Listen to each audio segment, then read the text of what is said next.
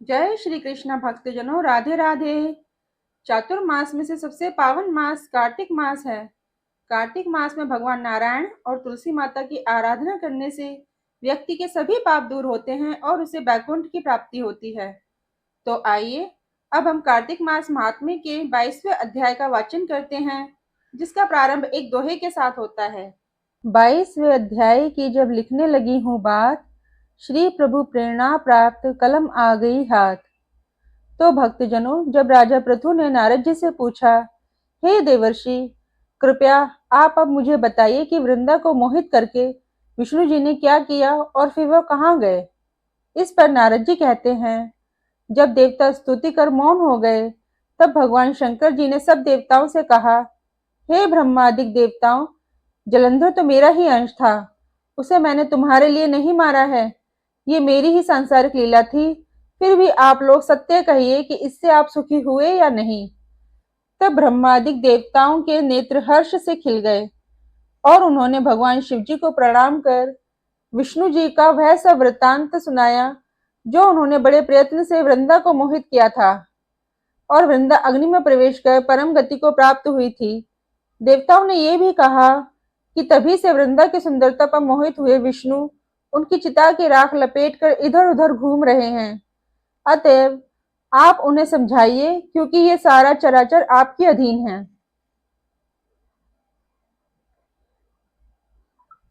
देवताओं से ये सारा वृतांत सुन भगवान शंकर जी ने उन्हें अपनी माया समझाई और कहा कि उसी से मोहित विष्णु भी काम के वश में हो गए हैं।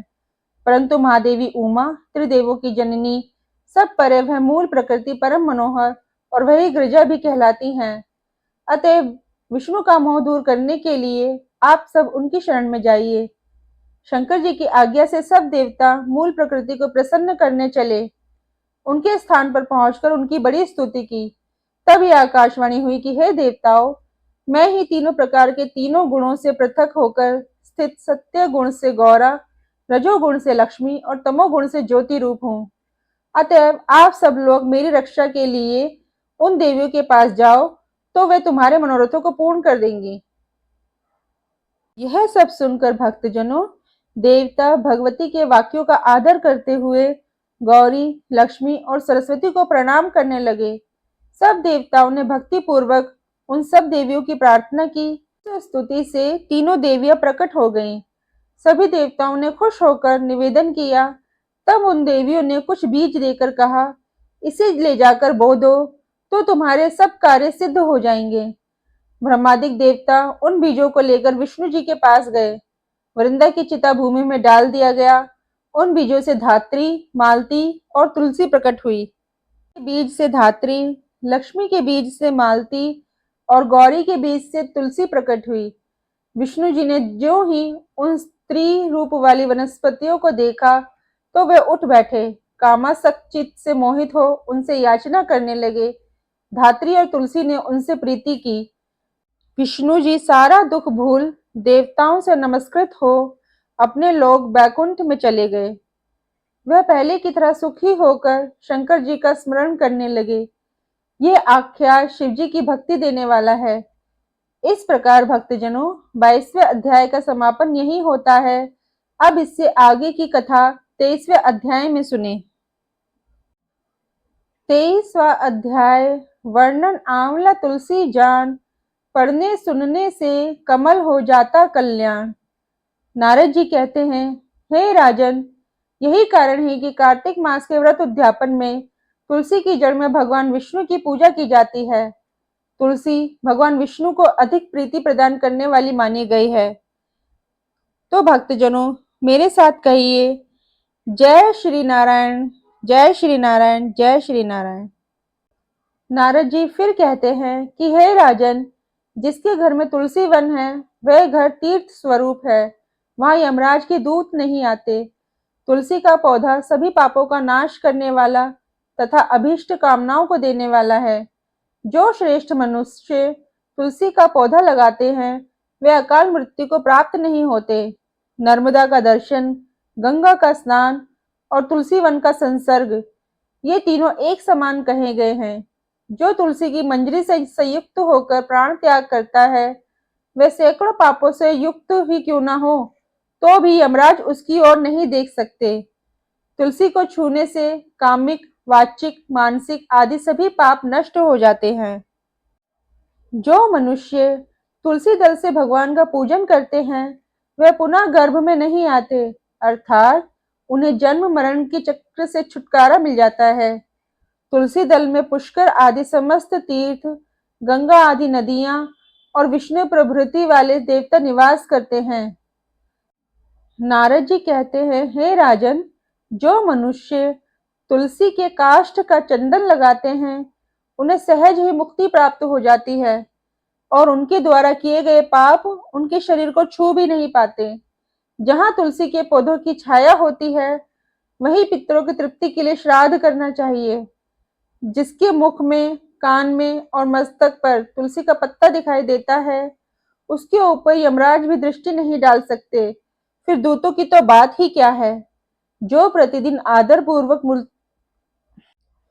जो व्यक्ति प्रतिदिन आदर पूर्वक तुलसी की महिमा सुनाता है अथवा सुनता है, वह सब पापों से मुक्त हो ब्रह्मलोक को प्राप्त होता है।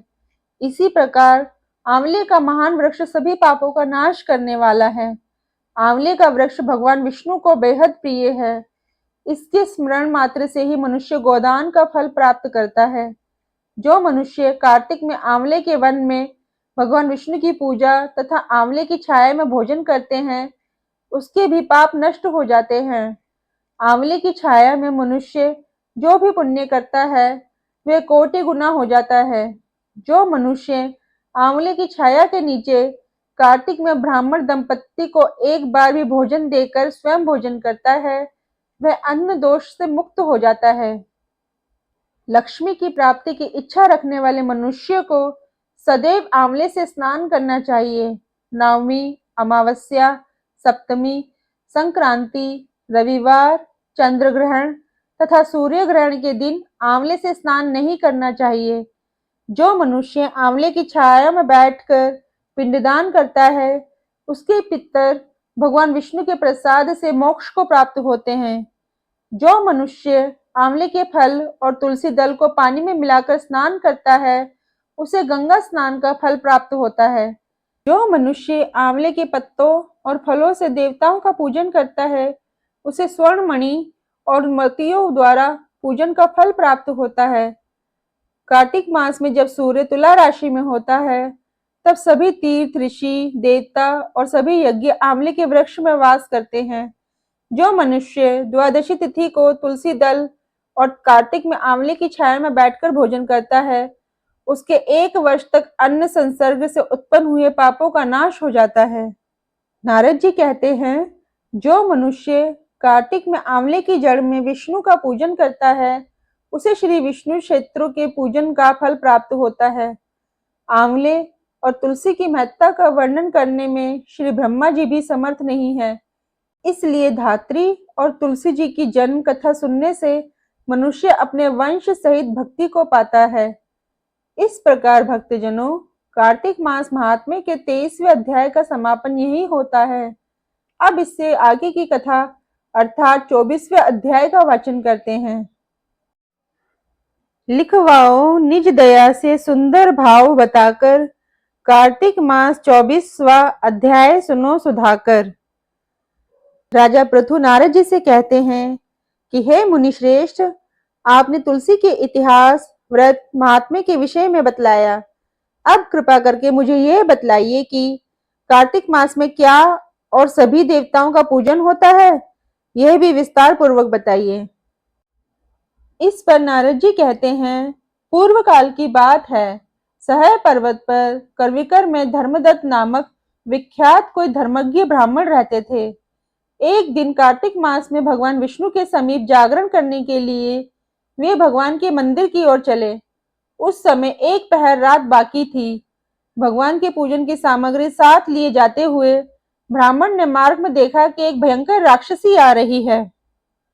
उसका शरीर नग्न और मांस रहित था। उसके बड़े बड़े दांत, लपकती हुई जीभ और लाल नेत्र देखकर ब्राह्मण भय से थर्रा उठे। उनका सारा शरीर कांपने लगा। उन्होंने सहसा करके पूजा की सामग्री और जल से ही उस राक्षसी के ऊपर प्रहार किया। उन्होंने हरि नाम का स्मरण करके तुलसी दल मिश्रित जल से उसको मारा था, इसलिए उसका सारा पातक नष्ट हो गया। अब उसे अपने पूर्व जन्म के कर्मों के परिणाम स्वरूप प्राप्त हुई दुर्दशा का स्मरण हो आया। उसने ब्राह्मण को दंडवत प्रणाम करके इस प्रकार कहा, ब्राह्मण, मैं पूर्व जन्म के कर्मों के फल से इस दशा में पहुंची हूँ। अब मुझे किस प्रकार उत्तम गति प्राप्त होगी? धर्मदत्त ने उसे इस प्रकार प्रणाम करते हुए देख आश्चर्यचकित होते हुए पूछा, किस कर्म के फल से तुम इस दशा को पहुंची हो? कहाँ की रहने वाली हो? तुम्हारा नाम क्या है और आचार व्यवहार कैसा है? ये सारी बातें मुझे बताओ। भक्तजनों, उस राक्षसी का नाम कलहा था। इस पर कलहा बोली, ब्राह्मण, मेरे पूर्व जन्म की बात है। सौराष्ट्र नगर में भिक्षु नामक एक ब्राह्मण रहते थे। मैं उनकी पत्नी थी। मेरा नाम कलहा था और मैं बड़े क्रूर स्वभाव की स्त्री थी। मैंने वचन से भी कभी अपने पति का भला नहीं किया, उन्हें कभी मीठा भोजन नहीं परोसा, सदा अपने स्वामी को धोखा ही देती रही। मुझे कलह विशेष प्रिय था, इसलिए मेरे पति का मन मुझसे सदा उद्विग्न रहता था। अंततोगत्वा उन्होंने दूसरी स्त्री से विवाह करने का निश्चय कर लिया। तब मैंने विष खाकर अपने प्राण त्याग दिए। फिर यमराज के दूत आए और मुझे बांधकर पीटते हुए यमलोक ले गए। वहां यमराज ने मुझे देखकर चित्रगुप्त से पूछा, चित्रगुप्त, देखो तो सही इसने कैसा कर्म किया है। जैसा इसका कर्म हो उसके अनुसार यह शुभ या अशुभ प्राप्त करे। इस पर चित्रगुप्त ने कहा, इसका किया हुआ कोई भी शुभ कर्म नहीं है। यह स्वयं मिठाइयां खाती थी और अपने स्वामी को उसमें से कुछ भी नहीं देती थी। इसने सदा अपने स्वामी से द्वेष किया है, इसलिए ये चमगादुरी होकर रहे और सदा कलह में ही इसकी प्रवृत्ति रही है, इसलिए ये विष्ठाभोजी सूकरी की योनि में रहे। जिस बर्तन में भोजन बनाया जाता है उसी बर्तन में यह सदा अकेली ही खाया करती थी। अतः उसके दोष से यह अपनी ही संतान का भ्रण करने वाली बिल्ली हो। इसने अपने पति को निमित्त बनाकर आत्मघात किया है, इसलिए यह अत्यंत निंदनीय स्त्री प्रेत के शरीर में भी कुछ काल तक अकेली रहे। इसे यमदूतों द्वारा निर्जल प्रदेश में भेज देना चाहिए। वहां दीर्घ काल तक ये प्रेत के शरीर में निवास करे। उसके बाद ये पापणी शेष 3 योनियों का भी उपभोग करेगी। इस पर कलहा ने कहा, विप्रवर, मैं वही पापनी कलहा हूँ। इस प्रेत शरीर में आए मुझे 500 वर्ष बीत चुके हैं। मैं सदैव भूख प्यास से पीड़ित रहा करती हूँ। एक बनिए के शरीर में प्रवेश करके मैं इस दक्षिण देश में कृष्णा और वेणी के संगम तक आई हूँ। जो ही संगम तट पर पहुंची, त्यों ही भगवान शिव और विष्णु के पार्षदों ने मुझे बलपूर्वक बनिए के शरीर से दूर भगा दिया। तब से मैं भूख का कष्ट सहन करती हुई इधर उधर घूम रही हूँ। इतने में ही आपके ऊपर मेरी दृष्टि पड़ गई। आपके हाथ से तुलसी मिश्रित जल का संसर्ग पाकर मेरे सब पाप नष्ट हो गए हैं। हे द्विज श्रेष्ठ, अब आप ही कोई उपाय कीजिए। बताइए, मेरे इस शरीर से और भविष्य में होने वाली भयंकर 3 योनियों से किस प्रकार मुक्ति होएगी। कलहा का ऐसा वचन सुनकर धर्मदत्त उसके पिछले कर्मों और वर्तमान अवस्था को देखकर बहुत दुखी हुआ। फिर उसने बहुत सोच विचार करने के बाद कहा, भक्तजनों, धर्मदत्त जी के कथन की कथा का वर्णन हम 25वें अध्याय में करेंगे। 24वें अध्याय का समापन यही होता है। जय श्री कृष्णा, जय श्री राधे, जय श्री कृष्णा, जय श्री राधे।